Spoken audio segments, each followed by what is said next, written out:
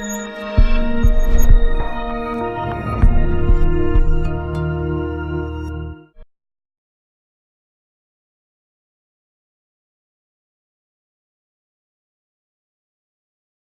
muito bem-vindo à nossa palestra e o nosso tema de hoje é o Núcleo Interno de Regulação de Vagas. E para falar sobre isso, nós estamos hoje com a Maressa. Maressa, se apresenta o pessoal te conhecer, já peço, agradeço a sua presença aqui. Então, se apresenta o pessoal te conhecer, pessoal de casa. Olá, eu sou a enfermeira Maressa, trabalho aqui na Santa Casa já há 8 anos e atualmente contribuo lá no Núcleo Interno de Regulação.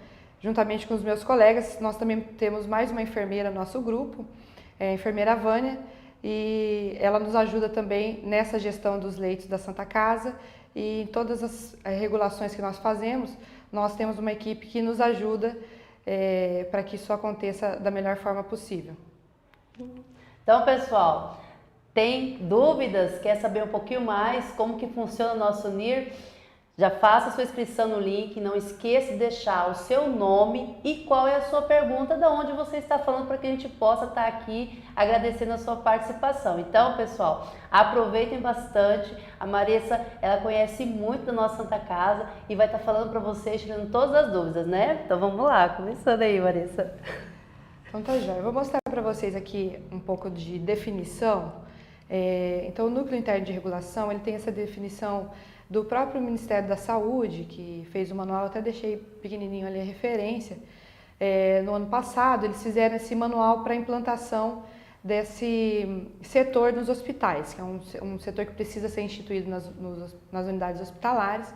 E ela é uma unidade técnico-administrativa que tem essa possibilidade de monitorar desde a entrada do paciente, a chegada na instituição, todo o processo de internação, a movimentação interna e externa até a alta hospitalar. Ele é um órgão colegiado, então, como eu falei para vocês, vocês podem ver aí embaixo, hoje nosso Núcleo Interno de Regulação ele tem uma estrutura bem robusta, né? Nós temos 2 técnicos de enfermagem que trabalham nas 24 horas, um mais direcionado para os leitos SUS e outro mais direcionado para os nossos leitos de privado e convênio. E um técnico de enfermagem que trabalha em horário comercial, que nos ajuda em questões mais administrativas e realmente apoia esses 2 técnicos que estão nas 24 horas. O médico regulador, que fica 24 horas também. 2 enfermeiros, no caso nosso NIR são 2 enfermeiras, e um médico coordenador. Então, esse órgão, que é colegiado, que tem essa participação também dos médicos das especialidades, nós consultamos as especialidades quando nós estamos tratando de regulação, principalmente as regulações externas, e ele é apoiado pela direção, nós estamos diretamente ligados à direção e o nosso papel ele já é definido através dos regimentos e protocolos do próprio NIR e disseminado na Santa Casa. Então, como já tem alguns anos já de funcionamento, o NIR ele tem essa estrutura. Nós consideramos uma estrutura bem robusta, tá, Cris? Para o Núcleo Interno de Regulação. Não é a realidade da maioria dos hospitais, mas nós percebemos o quanto isso foi necessário para melhorar o nosso trabalho. E assim, Maressa, qual é a importância de ter dentro de um hospital, nossa Santa Casa que é enorme, essa questão de regulação? Porque a gente sabe que existe outro tipo de regulação que é fora do hospital, E como que é assim, que às vezes a gente está falando, o Núcleo Interno de Regulação, quem está estudando muitas vezes fala assim, mas como que é isso? O que isso está fazendo do hospital? E qual que é a vantagem disso para a instituição ter essa regulação interna? Um dos principais objetivos nossos, além de monitorar o caminho do paciente, é garantir que nós teremos como possibilitar que o paciente tenha acesso ao serviço e que chegando aqui, tendo esse acesso, ele possa também ter acesso aos leitos adequados, ao tratamento adequado. Então, é o NIR que faz essa gestão mesmo do acesso ao leito do paciente após definida a especialidade. Externamente, nós temos uma função importante agora, até tem também um slide ali sobre as portas de entrada. Então, esses slides, a nossa porta de entrada, nós temos o CORE, que é a regulação de urgência do SUS, O SAMU e o Corpo de Bombeiros que fazem a regulação dos atendimentos primários e a demanda espontânea que hoje ela é bem reduzida porque nós estamos, né, com a porta regulada. Então o NIR ele existe para organizar também o acesso dos pacientes que estão externos à Santa Casa. Então, às vezes a gente pensa, inicialmente a gente pensava muito na organização interna, mas a organização externa ela se tornou extremamente importante depois que nós conseguimos regular a porta. Então, a porta antes era demanda espontânea exclusiva. Nossa, exclusiva não, ela era na sua maioria demanda espontânea. Existia sim o encaminhamento do paciente regulado de outros locais do estado, mas a princípio a gente tinha a porta principalmente de demanda espontânea. E quando nós passamos a ter uma porta regulada, nós conseguimos dar mais segurança para esse paciente que vem, que ele vai ter acesso ao serviço que ele precisa. Então a nossa instituição ela tem uma grade de referência, né, quais são os principais serviços que nós oferecemos, quais são os serviços exclusivos que a Santa Casa oferece, que é só a Santa Casa, né? E dessa forma nós conseguimos organizar para eles poderem vir. A demanda do CORE, ela é regulada quase que praticamente todos os casos a gente vê paciente por paciente, né, através da avaliação médica, e a única forma que o paciente vem sem ter o nosso aceite é o paciente em vaga zero. E essa dá bastante problema, não dá, Maria, essa questão de vir um paciente vaga zero. Como que acontece isso? Por que acontece essa situação? E no hospital, assim, estou perguntando como que é que... Porque eu falo que eu também já fiquei dentro da porta de entrada e a gente tinha muito problema em questão de vir vaga zero. Então, assim, é difícil para quem está ali na assistência, né? Não é fácil. Existe uma regulação, isso já está regulamentado, isso é autorizado que isso ocorra, né? O paciente ser direcionado em vaga zero. Então, o médico, quando ele decide, o médico externo à Santa Casa, né? Quando ele percebe que o paciente tem um risco iminente de morte, necessita de um atendimento de urgência para garantir pelo menos algumas horas, né, até que ele tenha o melhor atendimento, ele vem no formato de vaga zero. Quando ele vem em vaga zero, não importa se a instituição tem o leito para ele. É um paciente que vai precisar de internação, não vem um paciente que vem aqui, atende e vai embora. Então, um paciente com esse risco iminente de morte é um paciente que provavelmente ele vai precisar ficar internado, são pacientes que precisam de leito de terapia intensiva. Então, qual é o respaldo que nós temos como Santa Casa? Esse paciente vem, nós estabilizamos ele e aí, a partir desse momento, ele pode ser novamente inserido na regulação para que ele seja direcionado para um lugar que tenha o leito adequado. Porque o leito de urgência e emergência, ele tem tempo para ser ocupado, ele tem tempo para ser resolvido. Então, o paciente resolve o problema dele dentro desse tempo. Se eu não tenho o leito, não tenho esse leito, então esse paciente precisa ser redirecionado. Para nós também, ele foge do nosso controle, né? Também o controle de SAMU e Corpo de Bombeiros também nos foge nesses aspectos do atendimento primário, porque é uma avaliação da equipe médica, né, o médico vai determinar SAMU. Se vai ser ele é atendimento hospitalar. Né? Eu estou atendendo aqui na rua, mas ele precisa ir para o hospital. Então, se ele precisa vir para o hospital, nós somos comunicados de que o paciente precisa vir. Alguns casos a gente consegue redirecionar para uma UPA ou para um atendimento, se é ortopedia, por exemplo, para o Cianorte. Mas na maior parte das vezes o paciente vem mesmo. Tem que vir. Então nós não conseguimos ter controle sobre esses pacientes que são de atendimento primário e vaga zero. Então isso que faz com que a gente tenha cada dia uma realidade muito dinâmica. É muito dinâmica a realidade do NIR e das portas de entrada também do hospital. Até porque é o estado todo, né? E aí fica uma situação difícil quando vem esse paciente vaga zero. Então, assim, existe a lei que nós temos que atender. Se vem vaga zero, o hospital ele tem que receber, estabilizar para depois direcionar. Direcionar, exatamente. Nossa. Então, essa na verdade, é uma portaria eu posso até depois disponibilizar para vocês aqui, que eu não me lembro o número, mas essa portaria permite, então, que seja feita a regulação do paciente nesses casos, e ela nos resguarda nesse sentido. Estabilizou o paciente, foi feito o exame que era extremamente necessário para diagnóstico e para definir o que o paciente precisava, então agora qual que é o leito que ele precisa? Então nós conseguimos inserir novamente na regulação.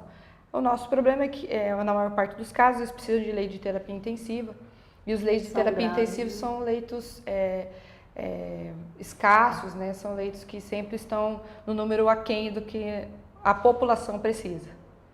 A Santa Casa, por mais que tenha, que seja, né, fala assim, esse mundo todo que é ela, mas mesmo assim a gente ainda acaba ficando sem conseguir atender a demanda que é muito grande, né? Apesar que a gente tem muito, e paciente de trauma também, né? E deixa eu fazer outra pergunta. O pessoal participa também, estavam perguntando aí. Eu vou perguntando aqui, vocês podem estar perguntando, tá? Fora essa regulação que a gente tem dentro, existe a outra regulação fora o hospital, que a Santa Casa também ela tem essa, ela é submetida a isso? Como que a questão, porque antes a gente conseguia, porque a demanda espontânea vir a ser atendido dentro aqui na instituição. Hoje a gente não é mais dessa forma, né? Então, assim, muitas vezes paciente que precisava do procedimento cirúrgico, ele acabava vindo aqui na porta, né? Muitas vezes, eu tô grave, não sei o que, eu preciso de atendimento. Atendia e fazia a cirurgia, né? Eu falo que eu já vi muitos casos que eram dessa forma. Então, hoje em dia, com essa regulação da porta, a gente não tem mais esse tipo de entrada de paciente, mas existe outro órgão que vai estar regulando para encaminhar esse paciente para nós aqui, se for preciso uma cirurgia eletiva, uma coisa assim? Ele vem com alguma regulação? O que acontece, até vou mostrar aqui, deixa eu ver, isso, aqui. A nossa principal regulação externa é essa central de oferta e regulação de leitos, de vagas, né, que nós chamamos de CORE. Então esse é um site, né? Não sei se é assim que a gente pode chamar, mas nele são hospedadas todas as solicitações de vaga que estão direcionadas para a Santa Casa. Tá? Então esse aí são as vagas que foram, esse é um exemplo da tela que o médico olha.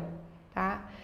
A intenção é que esses pacientes que chegavam às vezes que não eram tão graves, não, um paciente que tinha ele já tem uma história de pedra na vesícula, por exemplo, e ele estava no momento de dor, e então ele vinha para cá, era visto que tinha necessidade de cirurgia, então ele já por uma questão de urgência da dor, já ficava e operava.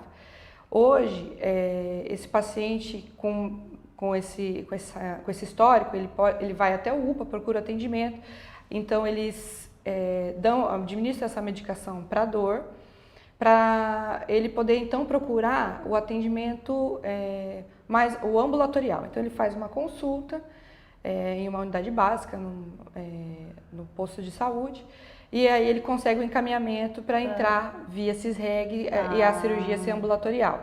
Tá? O que mais acontece também do paciente estar numa crise muito grande de dor, uma dor que realmente é incapacitante.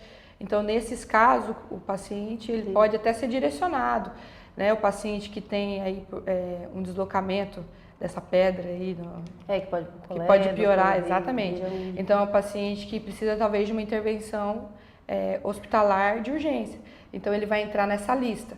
Como a Santa Casa é referência também para cirurgia geral, assim como outros hospitais, então qualquer hospital eles vão colocar nessa lista de pacientes, eles podem colocar um paciente que eles mandaram para nós, mandaram para o regional, mandaram para o HU, quando a especialidade tem nas 3 unidades. Quando a especialidade só tem na Santa Casa, aí ela vem direcionada nessa lista, aparece para nós, e aí o médico que fica ali, regulador 24 horas, ele vai dizer, olha, eu consigo aceitar esse paciente, a minha porta, né, a minha área, a minha urgência ali, área verde ou área vermelha, consegue atender, ou não. A nossa realidade é negar nessas situações de superlotação, que é comum, mas a maior parte dos casos que são referência exclusiva, nós tentamos atender, porque sabemos que é o paciente direcionado mesmo para a nossa instituição. É porque a gente tinha assim muito antes ocorria muito esses casos aqui dentro, né? O pessoal já não vai lá que você já consegue fazer direto. E agora a gente sabe que, e às vezes até as pessoas acham que porque nós trabalhamos aqui, às vezes fala, você não consegue para poder internar ou para poder, né? Você com certeza passa por isso também, né? Sim, sempre nós somos questionados a respeito disso, né? O nosso desejo é sempre tentar ajudar ao máximo as pessoas para terem acesso ao tratamento. A única coisa que nós percebemos agora é que consegue-se direcionar o paciente que realmente tem uma gravidade, que precisa de uma intervenção mais rápida, através dessa regulação. Então, o paciente, às vezes, quando ele está urgente, ele não tinha acesso, ele não conseguia nem chegar aqui, nem ter acesso ao leito de internação, porque estava muito cheio. Tinha tanto paciente grave quanto não grave. Agora a gente consegue direcionar mais os pacientes, né? Eles são classificados, então ficam aqui, né, na instituição os pacientes que foram autorizados, que foram encaminhados, né, pela regulação, quando eles encaminham para a nossa referência exclusiva e vaga zero.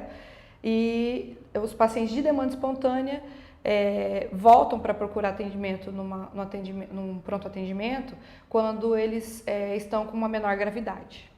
E também ajuda, né? Aquele que a gente tinha muito pacientes, às vezes o paciente não está tão grave, o outro que está grave está lá fora e não consegue entrar. Exatamente. E aí a gente acaba perdendo, né? Porque ele não estava no local que era o correto para ele estar no momento. Sim. É bem difícil. Aqui estão perguntando, pessoal, manda aqui o nome, né, de onde vocês estão falando, aí no grupo, tá? A gente já colocou aqui, perguntando aqui, ó, Marissa. Como podemos ter acesso à portaria que nos reguarda sobre o NIR, né? Aí que já tá aqui, ó, pessoal, ó. Sim, da vaga zero? Isso aqui, ó. Eu não sei se é da vaga zero aqui, ó. Essa aqui é a resolução CFM 277, que é da urgência e emergência, né? Então, eu acredito que essa seja a portaria que fala e orienta sobre a questão da vaga zero. Então, ela é bem específica, então nós atendemos o paciente que necessita desse atendimento, estabilizamos e nós colocamos aí ele novamente no sistema de regulação quando nós não temos o leito. A única exceção que nós não vamos conseguir reencaminhar é o paciente que é referência exclusiva. Então, quando nós temos um paciente que é encaminhado vaga zero, por exemplo, e que ele tem um histórico de um AVCH, então hemorrágico, né? Precisa de uma intervenção cirúrgica, da neurocirurgia, nós vamos estabilizá-lo e vamos aguardar, dentro das nossas possibilidades de giro de leito de terapia intensiva e de centro cirúrgico, para podermos atendê-lo, porque nós somos a referência para isso. Então, ele não vai ser reencaminhado. Né? Isso seria como é que você falou, exclusivo? A nossa referência exclusiva. Tá. Então seria aquilo que a gente tem de atendimento que nenhum outro tem? Nenhum outro tem. Sim. Um paciente cardiopata, por exemplo, que vem em vaga zero, né, uma criança cardiopata, ela vem, faz todo o diagnóstico para detectar realmente a necessidade de cirurgia de urgência e emergência. E nós não vamos colocá-la novamente na regulação para ir para outra unidade, nós precisamos absorvê-la na nossa instituição. Então, às vezes, a gente espera esse andamento dos leitos aqui dentro, altas de pacientes que estão em processo de pós-operatório, para conseguir absorvê-lo. Tá? Mas até que ele seja absorvido no leito adequado, ele fica, às vezes, aguardando no pronto-socorro, né? Fica num leito de urgência e emergência. Então, ele vai ter aqui todo o amparo para poder, cuidado, para poder depois ele conseguir ter acesso a esse leito. Que legal, gente. Aqui, ó, tá falando aqui sobre a resolução CFM, é o Arthur, tá? Zela, o Santa Arthur. Casa. Tá, o Arthur. Né? E aqui, outro que mandou a pergunta, aqui, ó, como podemos ter acesso à portaria que nos resguarda sobre o NIR? O Duque de Caxias, do Rio Grande do Não. Sul. Não, ele é de Duque de É Caxias. Duque de Caxias, do Rio de Janeiro. É isso? Uhum. Olha, pessoal, direito aqui. Obrigada, viu, pela participação. E pode estar perguntando aqui que a Marissa vai estar aqui. Aí, Marissa, vai então, essa nossa... tem o manual, tá? O manual de implantação, ele tem todas as portarias que nos regulamentam. E ele é bem explicativo para todos os processos que a gente tem, tanto a regulação externa quanto interna. Você pode ter acesso a esse manual em PDF na internet. Então, é o Manual de Implantação do NIR de 2017. Então, assim, dentro dessas portarias das urgências e emergências, então as portarias de urgência e emergência que geralmente trazem para nós a respeito de regulação, do núcleo interno de regulação. Elas vão nos resguardar, nos dar respaldo para a nossa atuação dentro do núcleo interno. Que 10. Deixa eu até mostrar aqui para eles, que isso aqui é a nossa... essa como se fosse um organograma, não é organograma, é fluxograma, né? Da entrada do paciente até a saída dele dentro do hospital, que foi retirado também desse manual. Então, como unidade hospitalar, ele traz para nós esse caminho do paciente dentro da instituição.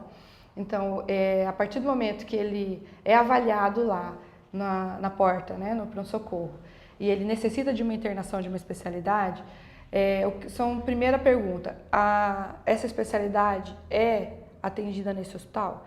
Porque às vezes nós temos pacientes que são encaminhados e fazem o diagnóstico aqui. Às vezes não se tem ao certo qual é o diagnóstico, né? Então ele faz o diagnóstico. Essa patologia exclusiva é só da Santa Casa, ou ela é compartilhada, ou ela não existe aqui o nosso especialista. Então, quando nós fazemos essa pergunta, se ele não é, então nós possibilitamos essa solicitação de transferência através do núcleo. Então, nós inserimos essa solicitação de transferência no sistema para que ele seja redirecionado para a unidade adequada que tem a especialidade. Se ele é da nossa grade de referência, então todas as especialidades que nós atendemos aqui, ele faz parte de uma delas, aí nós vamos passar para outro momento, que é ver a gravidade. Aí, conforme a gravidade, nós vamos estabelecer leitos de terapia intensiva ou leitos de enfermaria.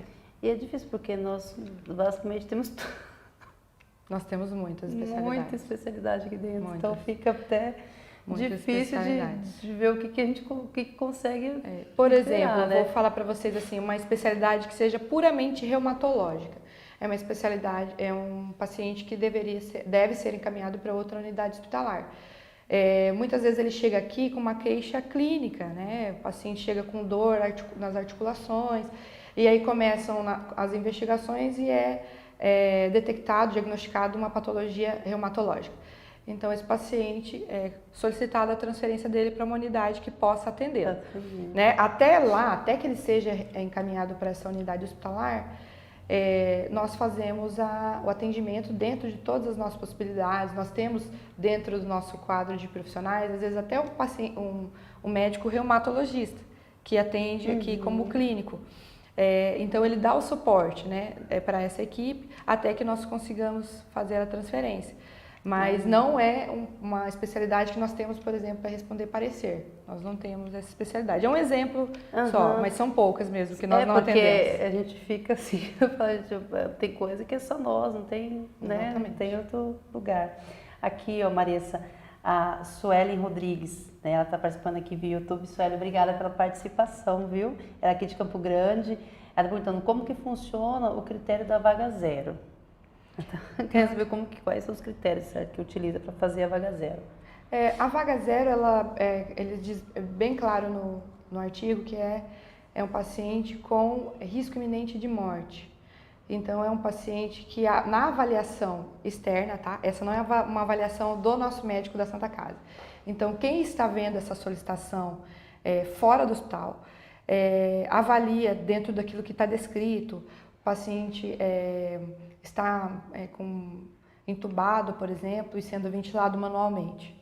numa unidade de pronto atendimento. Esse é um paciente que tem um risco iminente de morte, precisa vir, às vezes ele nem sabe qual que é o diagnóstico, às vezes ele teve um rebaixamento do nível de consciência, precisou ser entubado e não se sabe o que aconteceu com ele. Ele precisa vir para uma unidade hospitalar para ser estabilizado, para diagnosticar qual é o problema. E então esse é o critério, assim, risco iminente de morte. É um paciente que precisa ter uma intervenção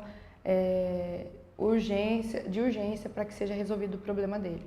Mas ele só isso, ele não traça critérios muito detalhados, não traz assim, essa patologia Clínico, e tal. assim, É o risco mesmo. Tá. Ela vem perguntando também aqui, Vanessa, que ela fala qual que é o tempo em médio da vaga zero.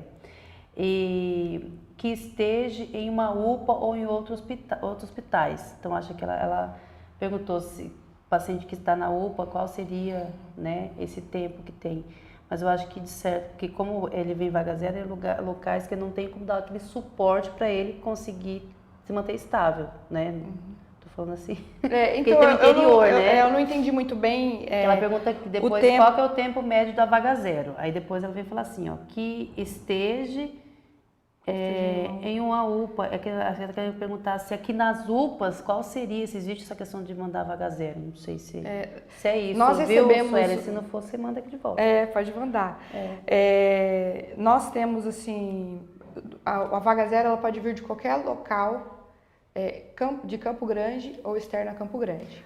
Então aqui tá? a gente pode... Então, nós recebemos vaga zero, por exemplo, uma criança cardiopata, que nasceu numa cidade no interior, não sei, Chapadão, nós temos Aparecido Taboado, todos os municípios aqui ao redor, que está apresentando um quadro agudo, né, de insuficiência respiratória, insuficiência cardíaca.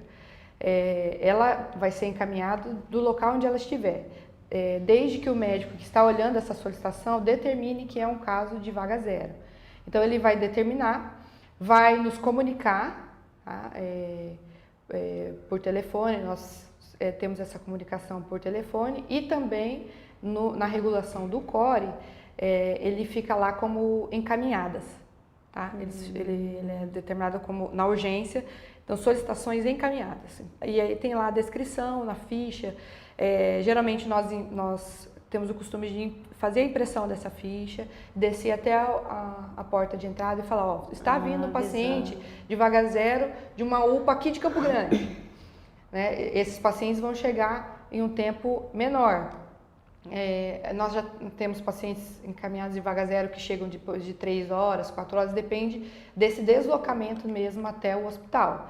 Tá? Depende também de como ele vem, porque se ele precisa de um atendimento de uma ambulância avançada, então precisa ver se tem uma ambulância disponível naquele momento, avançada, para poder fazer esse transporte do paciente que vem para nós. Mas nós recebemos de todos os locais, desde que seja definido pelo médico que está regulando externamente. Tá? Então, o médico que define realmente é vaga zero ou não é. Né? Ele vai bater o martelo final. Eu te juro, eu pensava que seria só mesmo o interior que faria essa questão da vaga zero.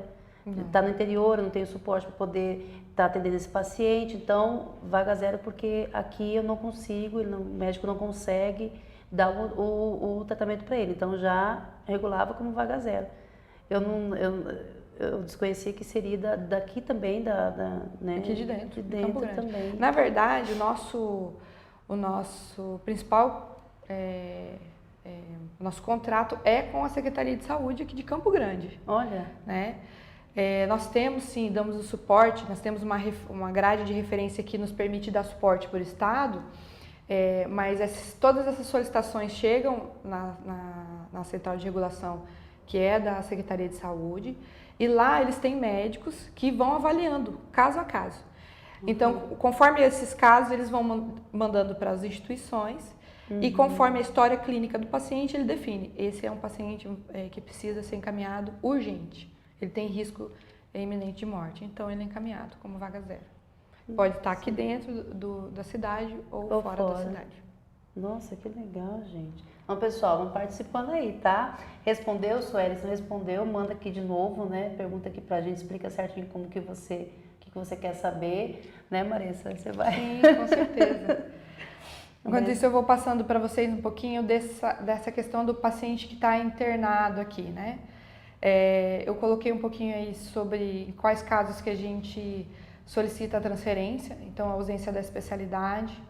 Os casos que nós não somos referência exclusiva, em casos de superlotação, nós também solicitamos a transferência, porque o paciente precisa ter acesso ao leito, né? Responsabilidade do gestor municipal, que ele forneça o leito para esse paciente, caso nós não tenhamos aqui.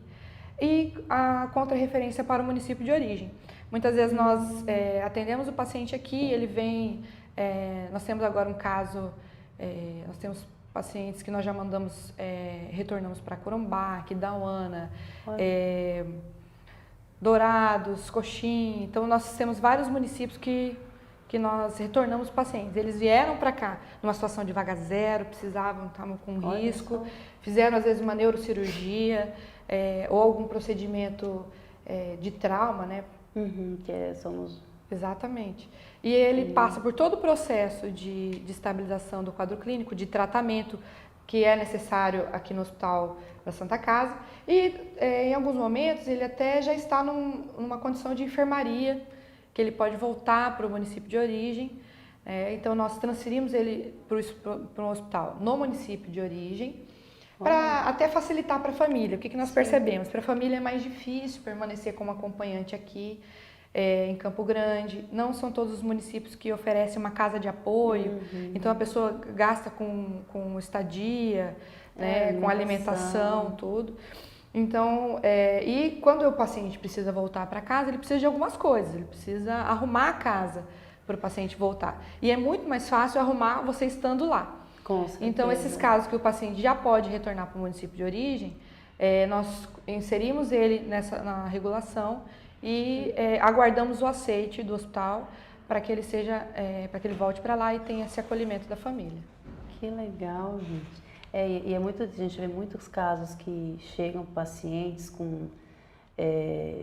uma vez eu acompanhei uma no pronto-socorro, que foi uma mãe, né, veio de Coxim com a filha caiu da beliche e começou a trompar nos móveis da casa, e a mãe acabou levando na unidade básica. Eu sei que o médico fez uma tomografia da menina e caminhou ela correndo para cá. Então ficou lá os outros três filhos, ela era mãe solteira, né?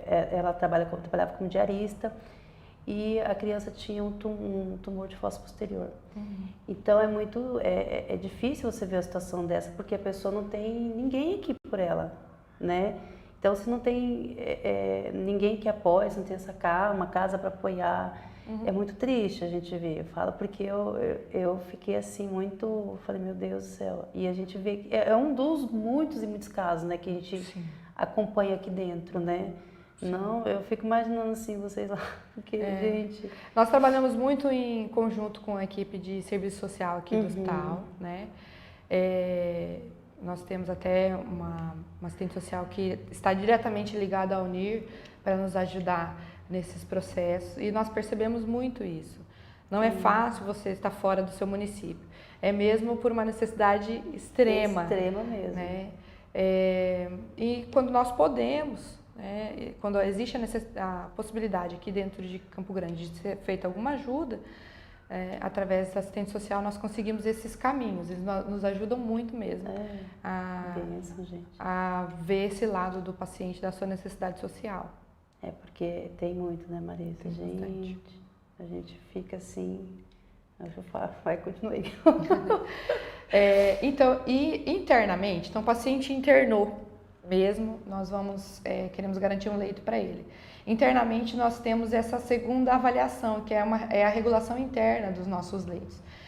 Eu cobri ali, do lado esquerdo, onde estão os nomes dos pacientes, só para preservar, mas vocês conseguem ver aí que está sendo solicitado o tipo de leito, né? Enfermaria, ICI pediátrico, então é aí que nós conseguimos ver.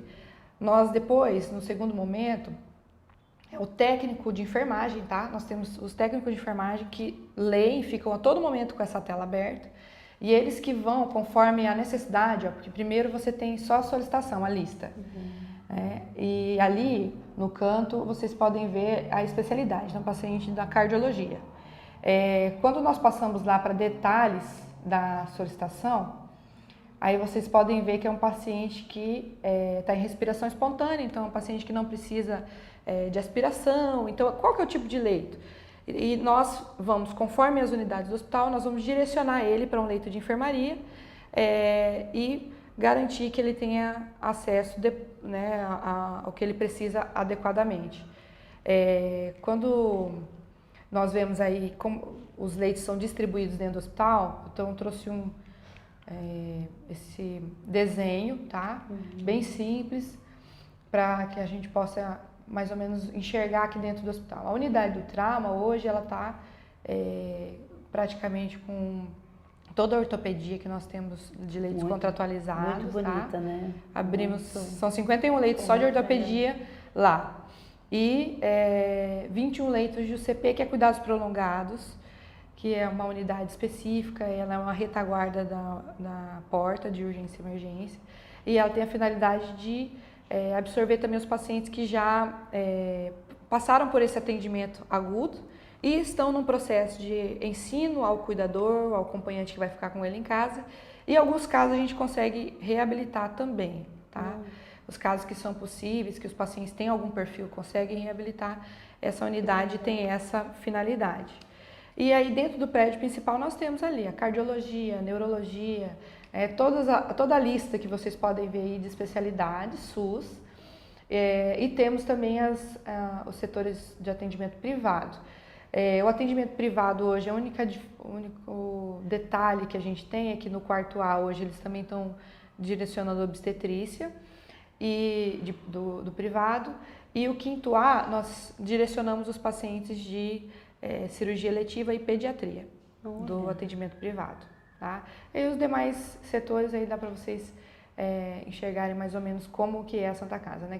Onde que está a clínica médica, urologia, torrino.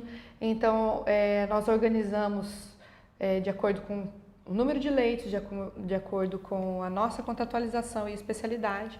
E quando o enfermeiro, que é o enfermeiro que pede essa vaga e coloca a discriminação das necessidades do paciente. Então, nós vimos lá um exemplo, um paciente que precisava de cardiologia. A minha preferência hoje é acomodar ele no subsolo 1, cardiologia. Mas o que acontece? Se toda a unidade está lotada e esse paciente não o ideal é ele não estar no leito de urgência e emergência, eu preciso tirar ele da urgência e emergência. O que eu faço? Eu tiro ele e coloco em alguma unidade afim ou em alguma outra unidade de atendimento, para que, assim que possível, ele possa ser remanejado para o setor da especialidade.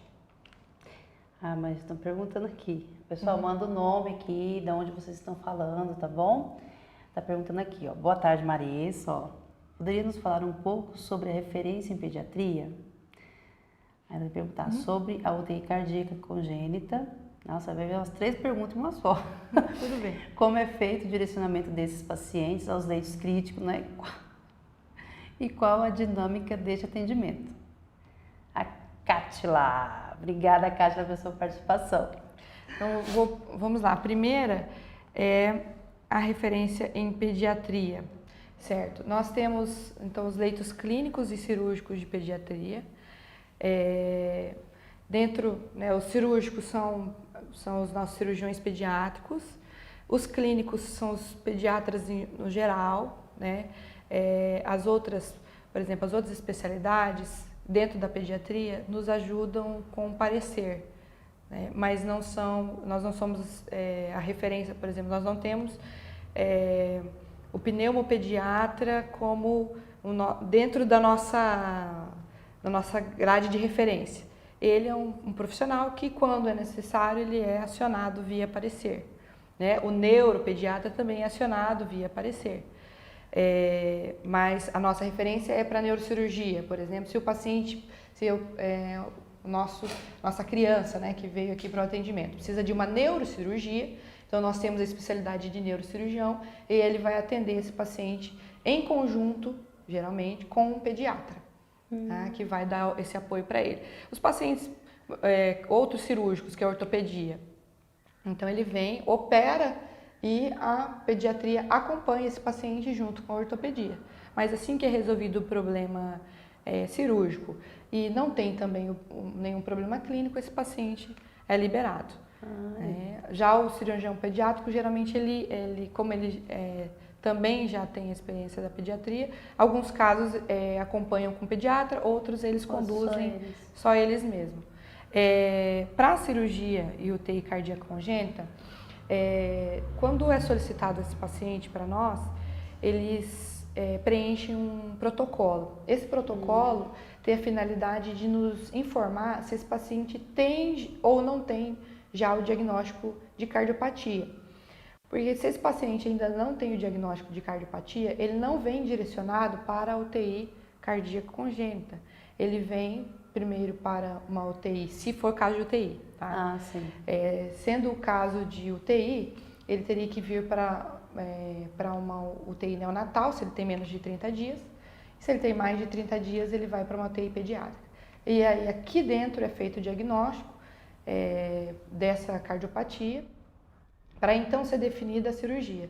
Porque o CTI da cardíaca congênita, ele é um CTI que nós tentamos sempre direcionar pós-procedimento, né? Ele já foi feito toda a organização dele para ele ser pós-procedimento, seja pós-cateterismo,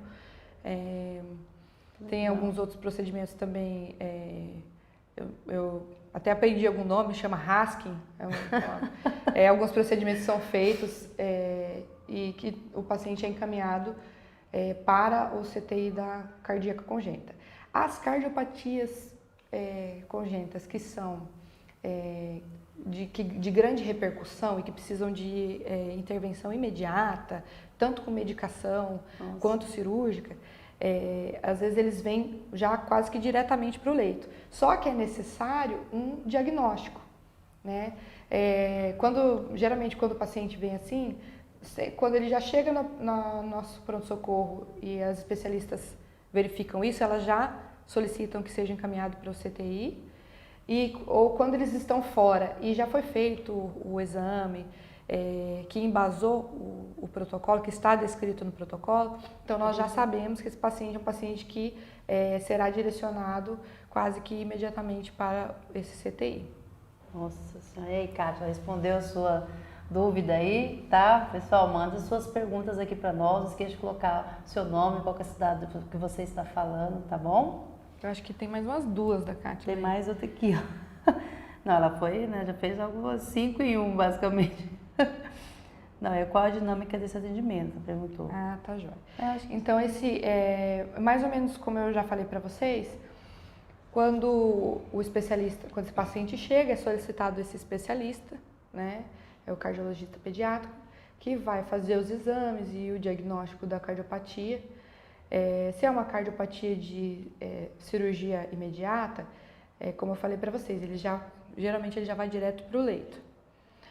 Quando é uma cardiopatia que ainda precisa de um tratamento, às vezes o paciente veio com um quadro de infecção, então ele precisa tratar a infecção para depois ir para o CTI, ir para o procedimento cirúrgico. Então a gente precisa desse tratamento para depois encaminhá-lo para ser agendado assim o procedimento pela equipe e ele ser direcionado para o leito da UTI congênita. É todo um trabalho grande, né, gente do céu. Aqui, ó, tá respondido aqui, a Kátia está falando, ó, obrigada, Marissa, parabéns pelo excelente trabalho desenvolvido. Obrigada. Aqui também teve mais uma aqui, ó, a Aline, ela muito válido todos esses esclarecimentos, ela é de Campo Grande também, né, você está falando saque, não sei se... É o nosso saque, né? Provavelmente, Aline. Então, obrigada, viu, Aline?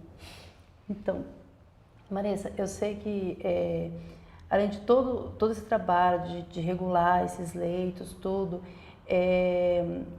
O NIR ajuda também a questão de permanência desse paciente. No que isso reflete para a instituição, esse tempo de paciente dentro da instituição aqui? Né? Porque o NIR ele vai regular todas essas vagas. Então, porque antes a gente não tinha, né? Era bem... Tanto é que 2017 que foi que está aqui, que você falou que foi implementado o NIR. Não, o NIR já tem... Já tem quanto tempo mais ou menos assim? Eu posso até... Eu acho que a Vânia saberia melhor do que eu. Quando eu entrei aqui em 2011, já existia o NIR. Então 2017 é uma... nós só tivemos a diferença, nós paramos de aceitar exclusivamente a demanda espontânea e passou a ser a demanda regulada. Entendi. Então, a gente teve uma mudança estrutural bem grande. Tá? Antes ficava geralmente um técnico por período e só um enfermeiro. O médico, eles perguntavam quando vinha a regulação, porque a maioria dos pacientes já vinha direto para cá. Mas quando vinha a regulação aí, a gente ia lá na porta, eu perguntava para o especialista, pode vir esse paciente? A gente consegue atender?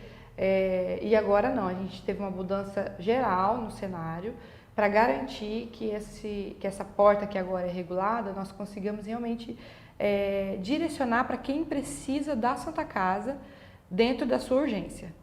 A gente para não acontecer o que você falou, né? O paciente que está com uma necessidade de urgência e precisa muito, a especialidade é só aqui, ele acaba ficando fora porque está lotado. Então, urgente.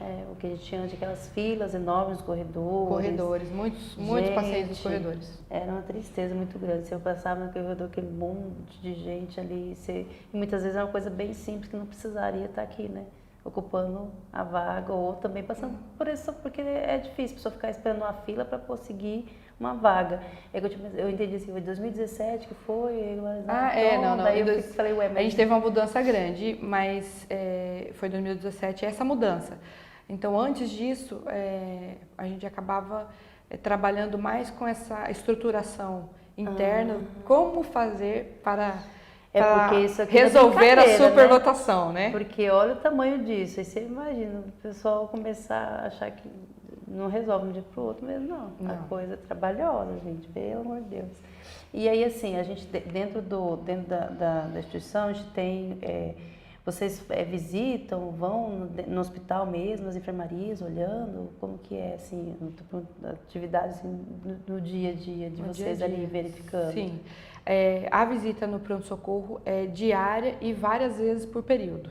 Olha, que legal. Várias vezes por período. Nós temos as outras visitas que nós fazemos para fazer a visita do Kanban, que eu deixei até um pouquinho mais para frente, não sei se você quer já. Eu posso direcionar. Pode. Mas é que você falou em tempo de permanência e é exatamente isso que a gente trabalha, tá? Aqui eu trouxe só um pouquinho para vocês verem os leitos da urgência da... Cadê, gente? Eu perdi aqui, só um pouquinho. Os leitos complementares. Aí, esse. Aí são os leitos complementares, são os leitos de CTI e também entram os intermediários, que é atendimento ao neonatal, tá?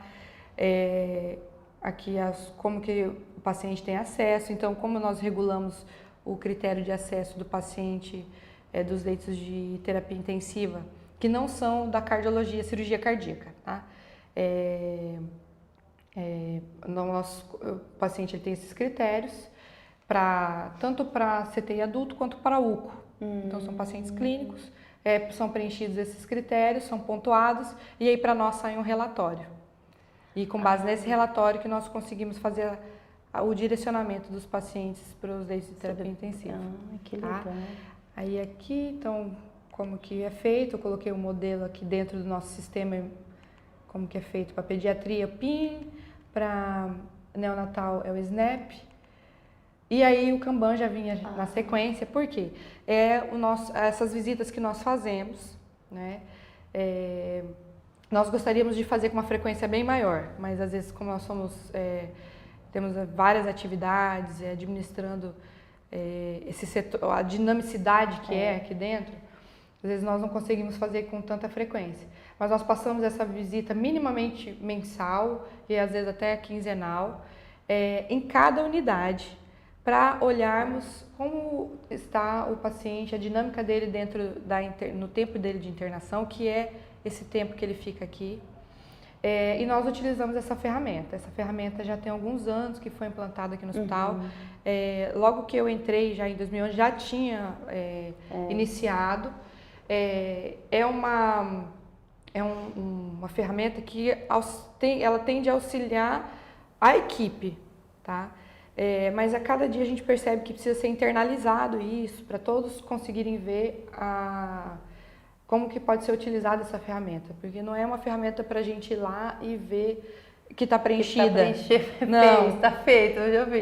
Se está feito. Não, para nós não é importante isso. O importante é que a gente consiga saber por que esse paciente, se ele está dentro do tempo médio dele, adequado, tá? O ideal seria que fosse por patologia, mas hoje a gente só consegue, no nosso sistema de atendimento, definir por tempo da unidade. Então, a unidade ela tem perfil de receber pacientes cirúrgicos, e esses pacientes ficam quantos dias? E aí é calculada essa média, e aí foi colocado lá, dentro dessa média, qual que seria o tempo ideal para resolver, que seria o verde, o amarelo, que é assim, olha, esse paciente já tem que estar preparando para ir de alta. E acima do amarelo vermelho, que é o paciente que já deveria ter tido a alta, que dentro do perfil da unidade ele já deveria ter sido resolvido todo o seu problema. Então, aí nós utilizamos o tempo médio, olhamos essas cores, né, através do preenchimento, que os enfermeiros nos ajudam muito com isso, né? Isso aí a enfermagem, o enfermeiro aqui encabeça realmente isso daí. Gente, do contrário que as pessoas, às vezes, quem é administrador pensa, que quanto mais tempo dentro do hospital, mais lucro. E não, é o contrário, né? Quanto menos tempo esse paciente permanece na instituição, melhor é para a instituição, né? A rotatividade é muito maior. Então, o ganho é maior para a instituição, né? E quem é administrador pensa que quanto mais tempo ele ter aquele cliente ali, vai ser melhor. E é o contrário, né? A gente sabe que é outra coisa. E dentro do Kanban a gente tem, né, essas ferramentas para poder conseguir visualizar qual que é o problema. Acender, gente, o que está acontecendo? Exatamente. Então, nós, nessa visita, nós tentamos ver o que foge da clínica do paciente. Então, não é pelo paciente, é um problema externo, é um problema, um exame que nós não conseguimos, uma órtese e prótese que não faz parte do rol de próteses do SUS, que foi solicitada judicialmente. Então, todas essas situações nós visualizamos e assim a gente tenta intervir. Nós temos hoje pacientes aqui com mais de 1 ano de internação. Nossa, gente. Que todos esses já estão em acompanhamento. Nós temos um paciente aqui que já está, acho que há 6 meses internado, porque nós não conseguimos identificar o paciente. Não podemos, infelizmente, divulgar as imagens e não tem nenhuma marca, nenhuma tatuagem, nada que poderia nos ajudar a identificar. Não tem, o desconhecido, desconhecido até hoje. É um paciente. Então, qual que é o nosso problema do paciente ficar muito tempo?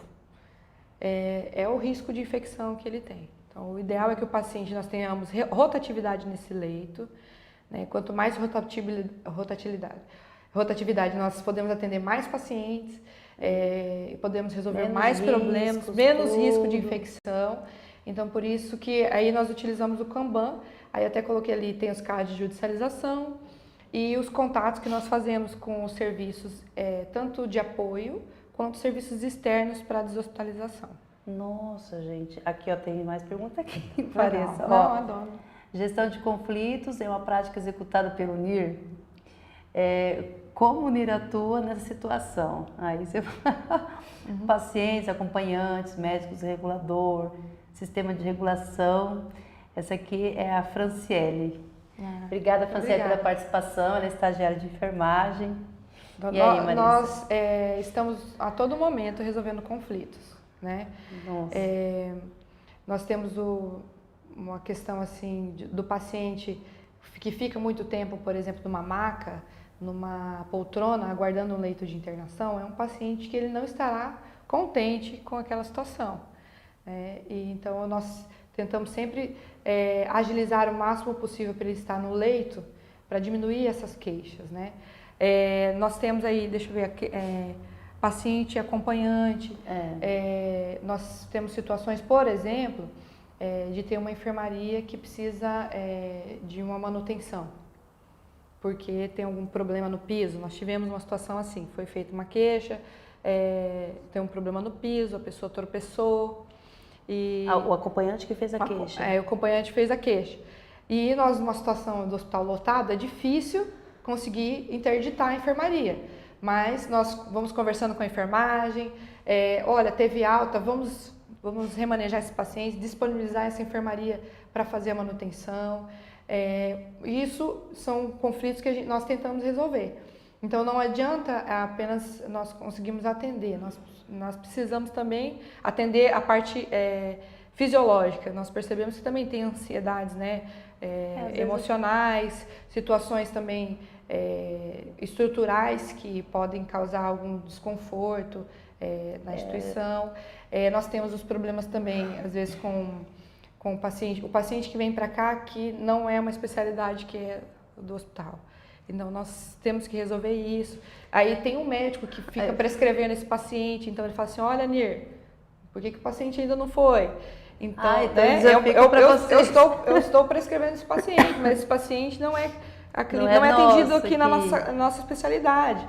Então, nós precisamos ficar resolvendo também, nos ajudar, apoiar, então assim, e tentar ao máximo ajudar para resolver essas situações de conflito, sim.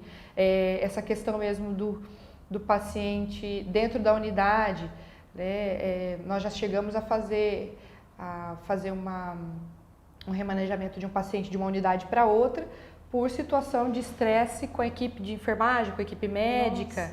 Né? Infelizmente acontece algumas situações, alguma situação de própria assim, de desconfiança ou de falta de confiança por causa de alguma situação num profissional, aí ele quer sair da unidade, quer mudar o profissional que está atendendo. Então isso extrapola tanto na gestão da equipe e acaba chegando no NIR, porque o NIR tem que mudar o leito, por exemplo. O NIR tem que colocar em outro leito, tem que arrumar outro local.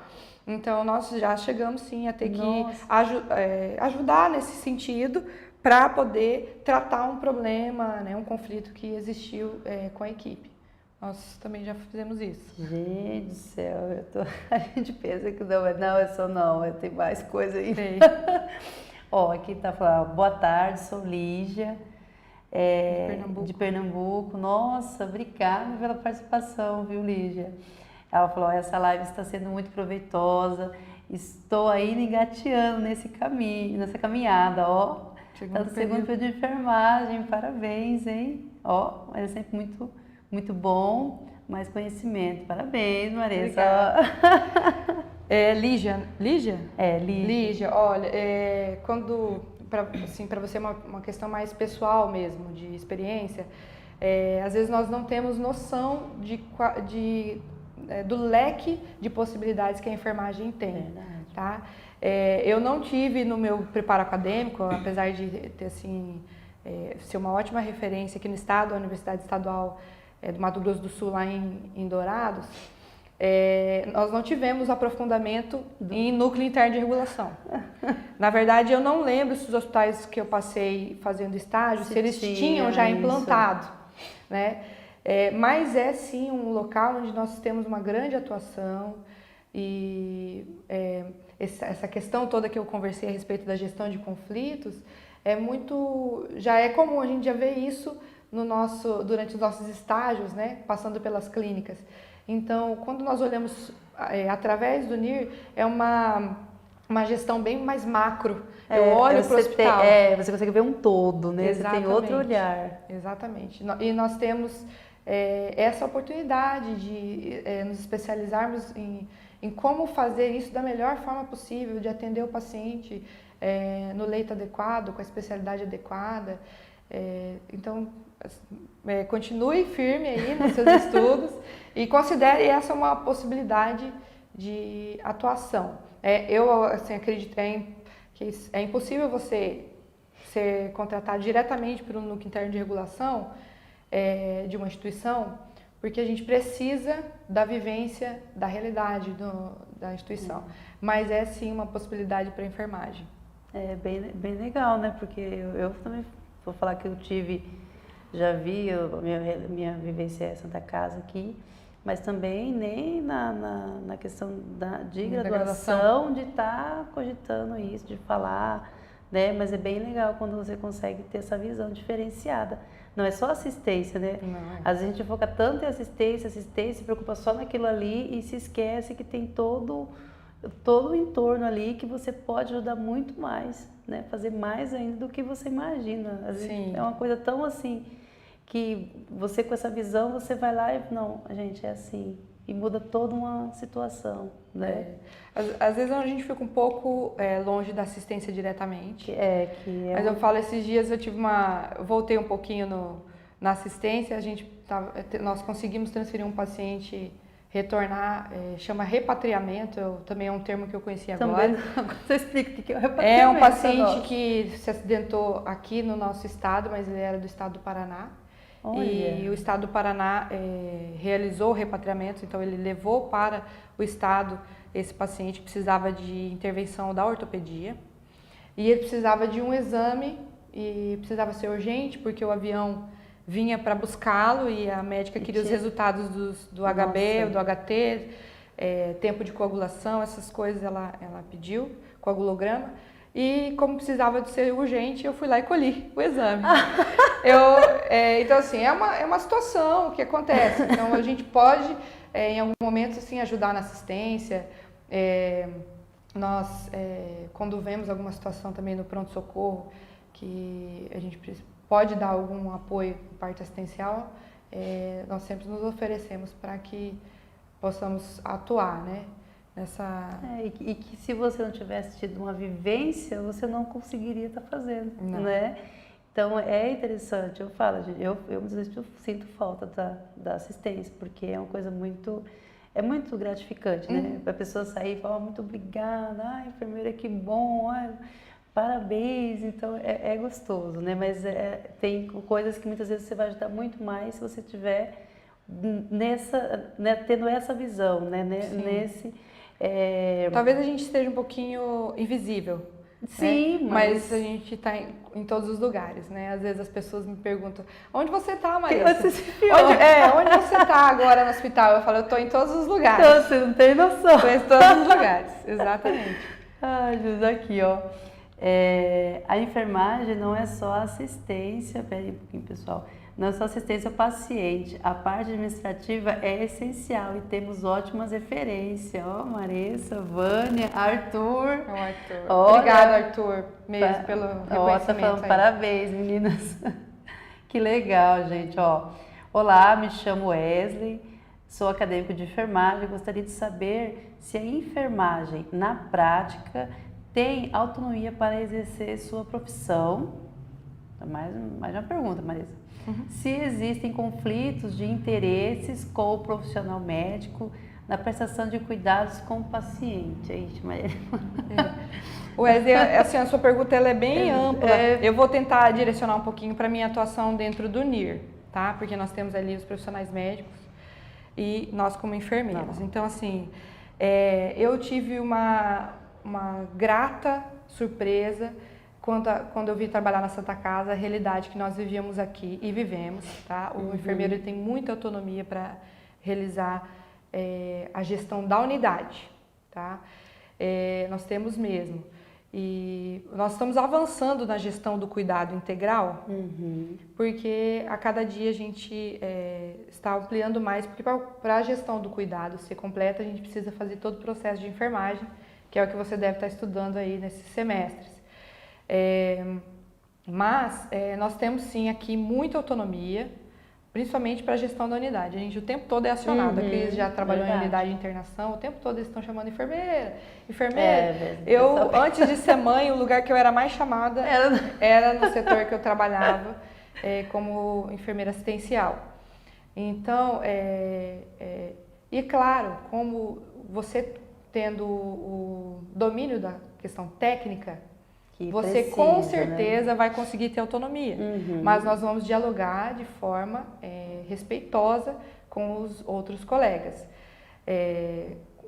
Nós tivemos esses dias aí uma live sobre curativos, né? Foi Como bem teve um legal. grande avanço da enfermagem, de do autonomia do enfermeiro, enfermeiro né? dentro dessa decisão. Verdade. E isso é o quê? Isso é conhecimento que nós vamos colocando e nós discutindo tecnicamente e respeitosamente, nós vamos conseguir o nosso espaço sempre. Dentro do NIR, o enfermeiro tem muita autonomia nessa discussão, tá?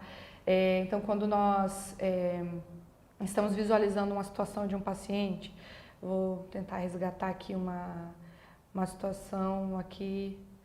Vou citar novamente pacientes da cardiologia pediátrica, tá?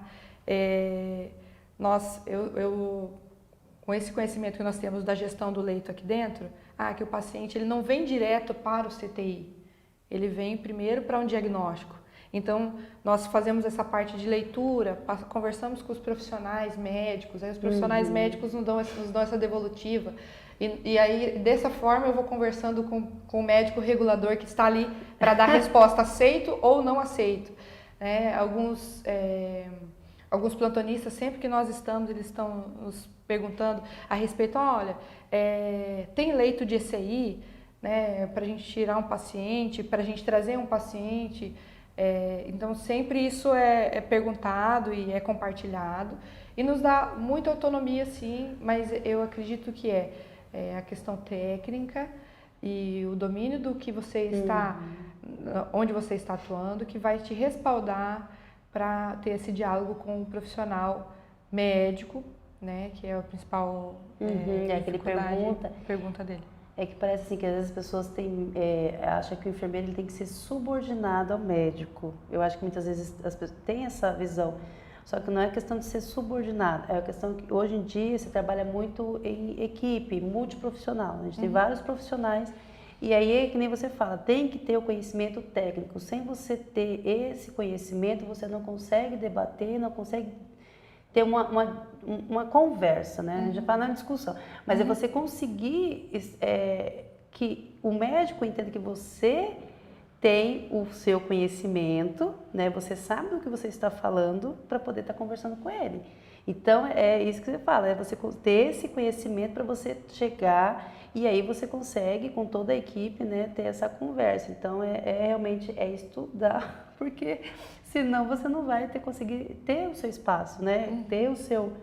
ter esse conhecimento e ter essa autonomia dentro da equipe, ou dentro, né, de onde você está trabalhando, né, da sua unidade, é muito importante mesmo. Deixa eu ver aqui, respondeu aí o Wesley. Tem muita, essa sua pergunta pode ser assim ampliada, né, para outras situações, para outros setores, então eu tentei direcionar mais dentro do NIR, né? Eu acredito que até 2017 nós não tínhamos, por exemplo, médico 24 horas. Então, nós tínhamos, então o enfermeiro, além de estar lá no horário comercial, ainda também atende à distância. Né? A Vânia passou muitos anos, ela entrou em 2015 no NIR, e ela ficou muitos anos sozinha, assim, nesse sentido, de não ter um médico ali a todo momento. E muita autonomia, diálogo, conversa com os especialistas a todo momento. Foi uma situação que a gente percebe dentro do NIR e a cada dia a gente vai ampliando mais. Nós temos profissionais e profissionais, né? Tanto enfermagem quanto médico, nós vamos ter o bom profissional e o mau profissional, que vai ser difícil de diálogo, independente da profissão. Não tem jeito, mas... aqui tem outra aqui, boa tarde, sou Caio Henrique, do Rio de Janeiro. Obrigada, Caio, lá do Rio. Essa live está me ajudando muito a compreender tudo que presenciei dentro do meu campo de estágio no hospital, município de Moacir, do Carmo, aqui de Duque de Caxias, Rio de Janeiro. Agradeço por poder entender o que a equipe médica me incluía e o que de fato significa unir. Obrigada de verdade, nossa, obrigada, Caio. Aí a gente que agradece, né? Muito, muito. Ali do setor do pré e do pós-operatório. Live, como é que é? Live super gratificante. Super gratificante. Legal. Que 10, que bom, a gente fica feliz aqui, viu, Caio? E é bem legal, né? Do centro cirúrgico também a gente entra, daí de lá, geralmente ele não tem nenhum setor que não tenha vaga, né, ainda. Aí vai também punir para poder estar regulando. Dentro daquela lista de vagas que vocês viram lá, que a gente tinha vários, que os técnicos ficam a todo momento vendo qual que é a necessidade do paciente para alocar, muitas vagas são solicitadas pelo centro cirúrgico. Então, é o paciente cirúrgico, para onde que ele vai ser direcionado, conforme a especialidade que operou. Então, nós temos esse direcionamento. Então, às vezes, quem está dentro do centro cirúrgico não consegue ter essa dimensão, mas é muito importante para nós esse setor.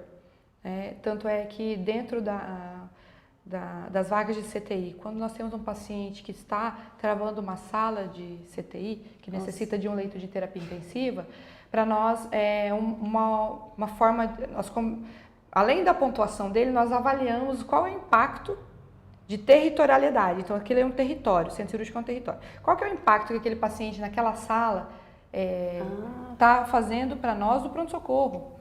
Porque se ele trava aquela sala, eu preciso subir um outro paciente para aquela cirurgia, naquela sala, eu tenho pacientes internados aguardando a cirurgia e que seria realizado naquela sala e que está, né, gerando todo um transtorno de cancelamento de agenda.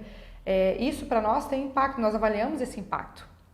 Nós avaliamos esse impacto e isso nos norteia na hora de fazer essa seleção dos pacientes que vão para o leito de terapia intensiva.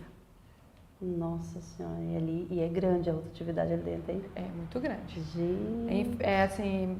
Nós tivemos alguns dias atrás, acho que na semana retrasada, até uns 6 pacientes travando sala cirúrgica. De CTI dentro? E nós, num universo de 16 salas, que são muitas salas, 6 salas maior, né? É muita coisa para travar, são muitas cirurgias que são canceladas. Aí eu tenho paciente que fica mais tempo aqui do que deveria ficar, porque não fez a cirurgia, porque foi cancelado. Então, tudo isso impacta muito no nosso trabalho. Até o giro da sala cirúrgica, que às vezes se ele for um pouco mais, se ele for mais estendido do que o normal, ele pode impactar. Porque o paciente que está aguardando a cirurgia, não deu tempo dele fazer porque não girou adequadamente. Aí ele não vai fazer a cirurgia, ele vai continuar internado e nós vamos ter mais tempo de permanência do paciente no hospital, o tempo de permanência afeta nos riscos de infecção. Então, para nós se tem alguma coisa para ir para procedimento de cirurgia, não pode. Já não pode. Deus e Pai, misericórdia.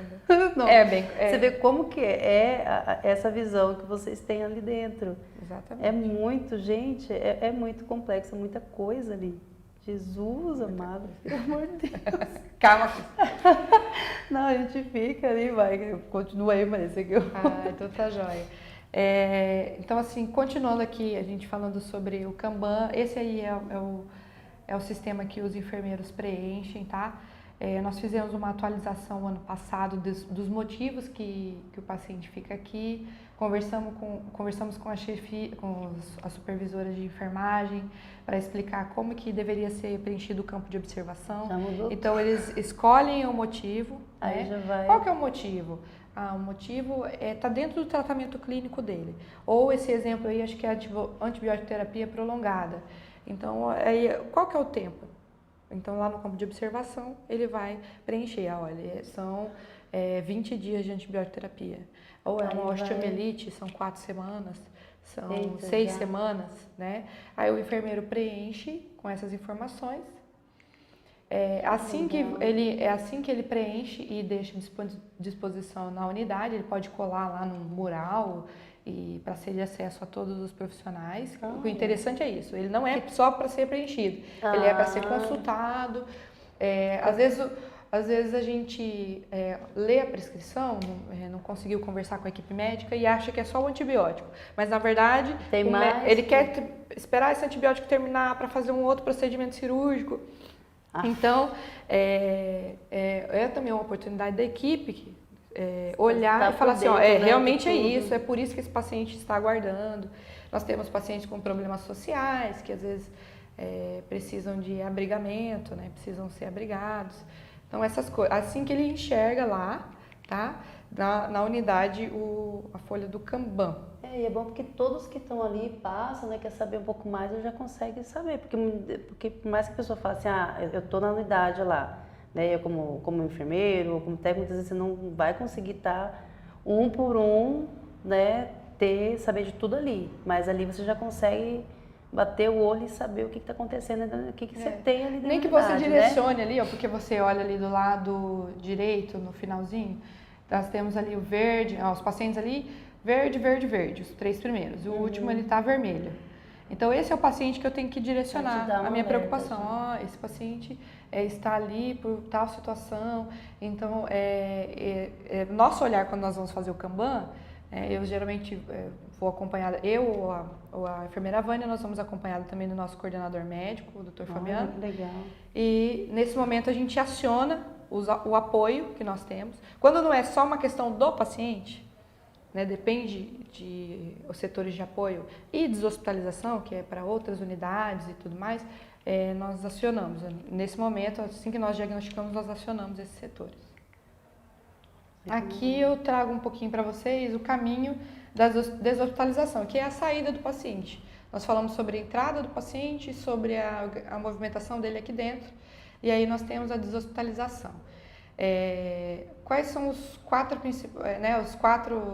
formas que ele tem de sair aqui? Nós temos a UCP, esses leitos é para a gente otimizar, é uma unidade interna na Santa Casa, são 21 leitos, que eles passam por essa avaliação, que são esses leitos que estão lá no trauma também, na unidade do trauma hoje.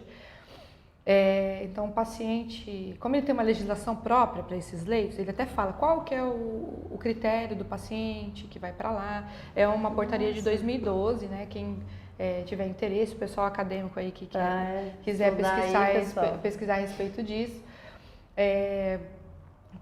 Porque no hospital geral, nós somos um hospital geral.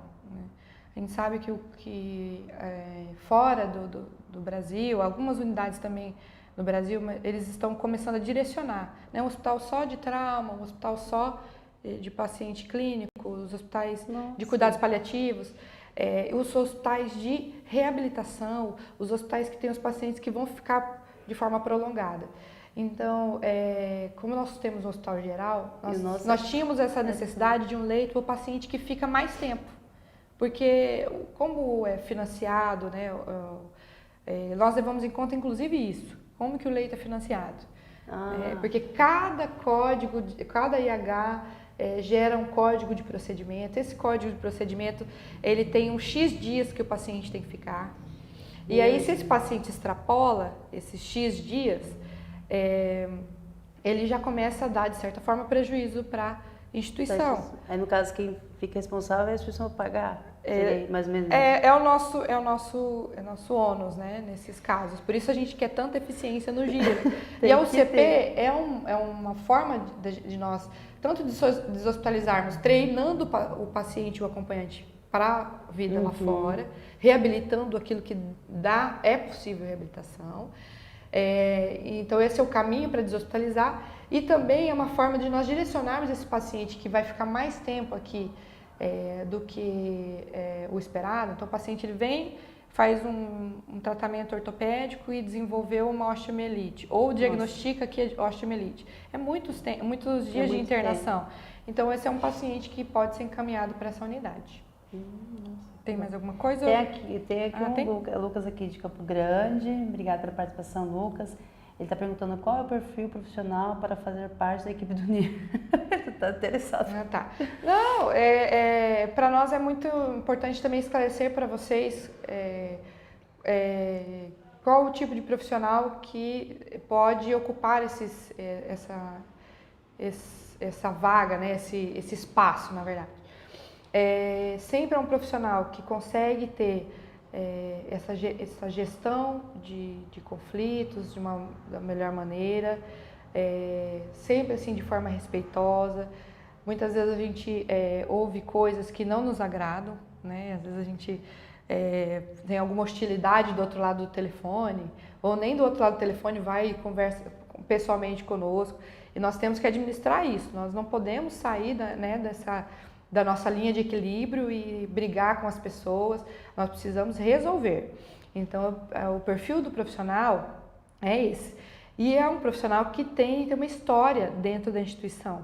Ele precisa conhecer minimamente como que funciona essa engrenagem. Nós não podemos ter um profissional que acabou de se formar técnico, por exemplo, os 2 anos, e aí faz o processo seletivo e vem direto, sem passar por um momento de treinamento grande conosco. Os poucos casos que nós tivemos assim de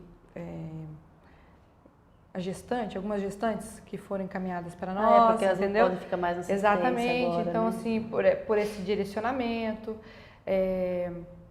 tem profissionais nossos que passaram pelo processo seletivo também, né? E no meu caso, eu fui vista como uma profissional que poderia ocupar assim pela vivência que eu tenho na Santa Casa, e eles estavam precisando de um profissional que pudesse ficar às 8 horas, e eu tinha essa disponibilidade e foi me oportunizado participar desse grupo aí do NIR para gerenciar todas essas responsabilidades. Mas a gente precisa disso,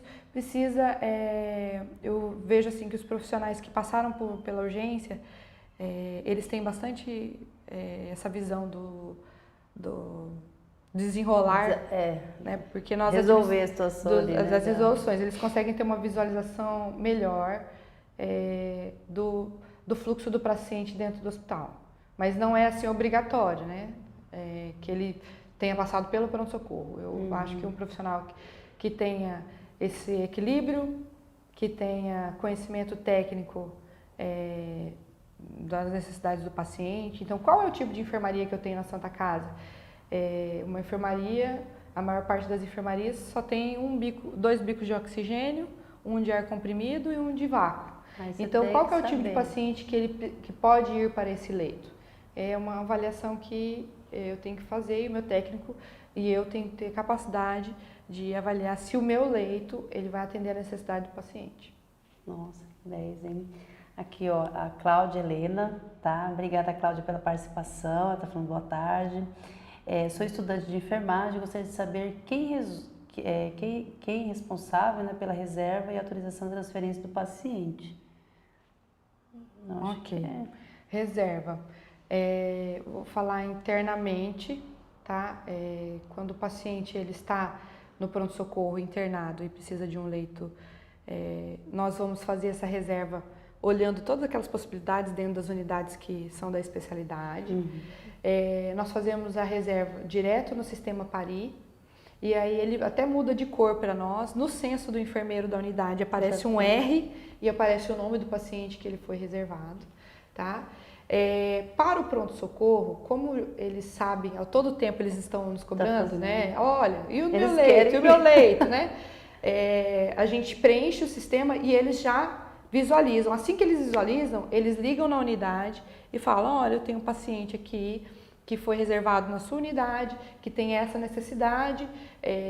Às vezes ele não precisa de nenhum dispositivo, ele não precisa, um paciente, por exemplo, que só está com uma soroterapia, então ele é comunicado como que ele precisa do leito, né? Então aí o enfermeiro faz esse contato com o enfermeiro da unidade, o enfermeiro do pronto-socorro contacta lá na unidade, e aí o paciente é liberado para ser realizada essa transferência, tá? Quando é um leito que eu preciso reservar para unidades já de internação, então não é pronto-socorro, ali, é o CTI que vai mandar um paciente para uma enfermaria. Então quando eu faço essa reserva, eu ligo para o CTI e falo: reservei em tal unidade, porque o enfermeiro do CTI, ele não fica todo o tempo vendo se eu atendia a vaga, porque o atendimento dele é direcionado para outras coisas, diferente do enfermeiro do pronto-socorro. Então nós ligamos para ele, ó, atendi nesse leito. Ligo na unidade, falo, olha, eu atendi um paciente do CTI neste leito. E aí os enfermeiros entram em contato, se conversam para ver o que o paciente precisa para ser acomodado naquele leito que nós reservamos. Às vezes nós temos casos, por exemplo, de ter que cancelar uma reserva, porque um paciente foi isolado, por exemplo. Olha, esse paciente agora está com uma suspeita de uma influenza, uma gripe H1N1. Então, às vezes eu tenho que cancelar a reserva daquele paciente e deixar aquele paciente isolado ali, né? Então, nesse momento que eu faço contato na unidade, é que a gente já fica sabendo dessa situação, tá? Isso quando já o enfermeiro nos avisa, porque a maior parte das vezes nós já somos comunicados, tá bom? Às vezes, por exemplo, se ele tem um problema numa cama, né, ou um vazamento, eu reservei um leito e tem um vazamento em cima daquele leito. Então, até que seja resolvido esse problema, eu tenho que fazer a interdição daquele leito e cancelar a reserva do paciente. Olha só. Aqui, ó, agora eu não sei, né? Brum, né? Ela está participando do YouTube, obrigada pela participação. Coloca aqui de onde você está falando, né? O seu nome completo, a gente está agradecendo a sua participação. Como seria essa avaliação? Deixa eu ver aqui. Que avaliação? Agora eu não sei se é do profissional ou se é do paciente. Ah, tá. Né? Então, do profissional, quando nós temos, é através de processo seletivo, né? Geralmente o processo seletivo aqui na Santa Casa, ele passa por prova teórica, prova, não sei se é prática ou situacional, depende do profissional. E tem as entrevistas, o psicotécnico. Então ele faz um processo seletivo para entrar na instituição. Como eu falei para vocês, dificilmente ele vai ser direto para o NIR. Dificilmente. Mas quando é interno, se nós temos a vaga internamente, nós divulgamos esse processo seletivo para o cargo no NIR, para a função no NIR. Atualmente já faz bastante tempo que a gente não tem processo seletivo. Mesmo com as nossas mudanças, a gente tem um grupo de profissionais que já está há algum tempo já trabalhando com a regulação. E graças a Deus a gente está com tudo certo. Isso é bom, é sinal que o pessoal gosta de trabalhar ali, né? Que é bom, então... É um desafio, né? Tem esses desafios do dia a dia, dos conflitos e tudo mais, mas o pessoal gosta, assim, de trabalhar lá com a gente nessa dinamicidade, né? Todas ajeitando tudo isso, porque... Exatamente. Vamos lá, mas estamos quase acabando, aí se você quiser, você vai sim, falar. Eu acho que porque era o final mesmo dos nossos slides, pelo menos que eu trouxe. Eu acho que é importante a gente falar que a gente tem os caminhos para deshospitalizar o paciente, né? A gente tem as contras-referências que nós mandamos para o município de interior. Temos o Hospital Julião, que tem um trabalho grande de reabilitação, que são os leitos que nós às vezes encaminhamos pacientes para lá. E a questão da judicialização, que é em último caso, né? Particularmente assim aqui na Santa Casa, como nós temos um paciente de perfil de trauma, muitos pacientes têm perfil de reabilitação, nem todos a gente consegue encaminhar para o São Julião, porque também nós pedimos aí, eu até coloquei para você a solicitação de UCP, que também, a nossa aqui também, dentro das possibilidades, faz esse trabalho de reabilitação. Aí como que é solicitado, o médico faz essa solicitação, preenche esse resumo. E aqui era só um acréscimo mesmo de um diferencial que a gente tem no nosso núcleo interno de regulação, que foi elaborado um portal, né, pela TI, que tem como principal executor o Enio, né, que hoje é responsável lá pela sala de controle. Então esse é um dos painéis que nós consultamos para ter acesso aos indicadores em tempo real da ocupação do hospital, dos leitos que estão vagos, dos leitos que estão indisponíveis. Então assim, a gente está em constante melhora, né? Quando eu desço o cursor aí nessa tela, eu consigo ver os leitos estão ocupados por homens ou mulheres, aí tem o ícone da mulher, tem o ícone do homem. Nós temos os pacientes que estão dentro do centro cirúrgico, ele é diferenciado, então quer dizer, o paciente está lá no centro cirúrgico, vai voltar. Você já está visualizando, vocês estão consegue visualizar em tempo real. Ideia, é muito gente. legal esse painel. E o outro painel que a gente utiliza é para registrar as regulações. Opa, deixa eu ver aqui. É esse mesmo. Registro das nossas solicitações de vaga. Então, os pacientes que vêm, seja encaminhados, sejam vaga zero, e os pacientes aceitos, nós registramos por dia, né, de onde ele vem, qual é a especialidade, dentro desse portal, para a gente ter o registro desse paciente. Que legal. Tá bom? Aí um pouco do nosso contato, para quem tiver interesse, nós estamos aí à disposição, né, para ajudar o pessoal que está nessa caminhada, os acadêmicos, aí a gente teve várias participações. Então nós estamos aí para somar mesmo nesse trabalho, e porque a gente entende o seguinte, que tudo tem que ser profissionalizado, né?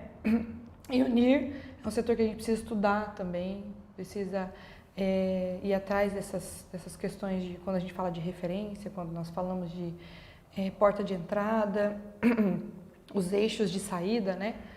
Eixo de entrada, eixo de saída, como nós atuamos e podemos atuar dentro do NIR como enfermeiros, como profissionais mesmo da saúde e garantir que o paciente, que nós consigamos fazer isso. A proposta que é monitorar o paciente desde a sua entrada até a alta hospitalar e monitorar se isso está ocorrendo da melhor forma possível, da forma mais eficiente possível dentro da instituição.